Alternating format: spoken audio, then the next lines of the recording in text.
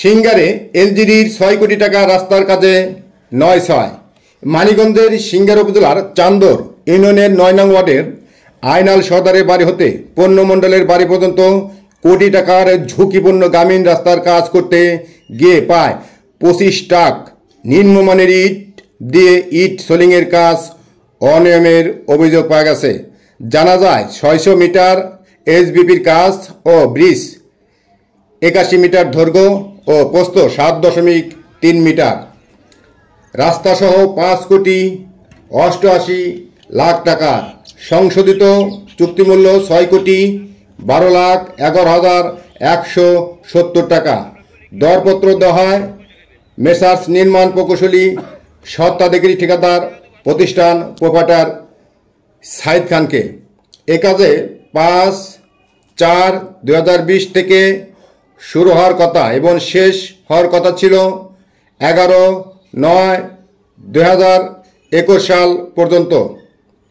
এ কাজ দ্বিতীয়বারের বর্ধিত সময় হয়েছে ২৯/৪/২০২৪ তারিখ পর্যন্ত এবং তৃতীয়বারের সময় নিয়ে কাল বিলম্বনা করছে।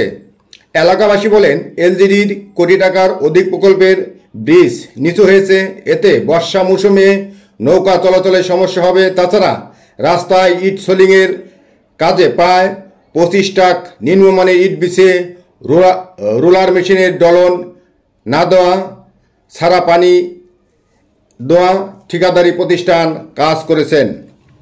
তারা আরও বলেন, প্রায় ২৫ ট্রাক নিম্নমানের ইট বালু মাটির নিচ থেকে না সরালে, পর্যাপ্ত পরিমাণ পানি না দিলে, রোলার মেশিনের ডলন না দিলে কয়েক মাস পরেই কোটি টাকার অধিক প্রকল্পের ইট সোলিং এর রাস্তাটি মাটির সাথে মিশে গিয়ে সরকারের কোটি কোটি টাকা ধুলোর সাথে মিশে যাবে। এলাকার সাধারণ মানুষ বলেন, ঠিকাদার প্রতিষ্ঠানের সাথে কিছু সন্ত্রাসী টাইপের কিছু লোক থাকায় ভয়ে মুখ খুলতে এবং ৯/৬ রাস্তার কাজ বন্ধ করতে পারছেন না। তবে প্রশাসন যদি সঠিক তদন্ত করে প্রায় ২৫ ট্রাক নিম্নমানের ইট অপসারণ করে নাম্বারিং ইট বিছিয়ে রোলার মেশিনের ডলন পর্যাপ্ত পরিমাণ পানি দিয়ে রাস্তার কাজ করেন, তাহলে জনসাধারণ নির্দিষ্ট সময় পর্যন্ত রাস্তা দিয়ে চলাচল করতে পারবে। সেই সাথে সরকারের কোটি কোটি টাকা অপচয়ের হাত থেকে রক্ষা পাবে। এ বিষয়ে ঠিকাদার সাইদকে বারবার মুঠোফোনে ফোন করলেও ফোন রিসিভ করেননি।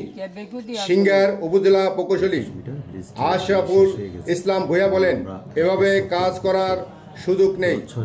মানিকগঞ্জ জেলা নির্বাহী প্রকৌশল এবিএম খোরশেদ আলম সাংবাদিক মোহাম্মদ জাহাঙ্গীর আলমকে বলেন, আমি উপজেলা প্রকৌশলীর সাথে কথা বলেই ঘটনাস্থলে একটা টিম পাঠানোর ব্যবস্থা করব কালকেই। মোহাম্মদ জাহাঙ্গীর আলম, মানিকগঞ্জ।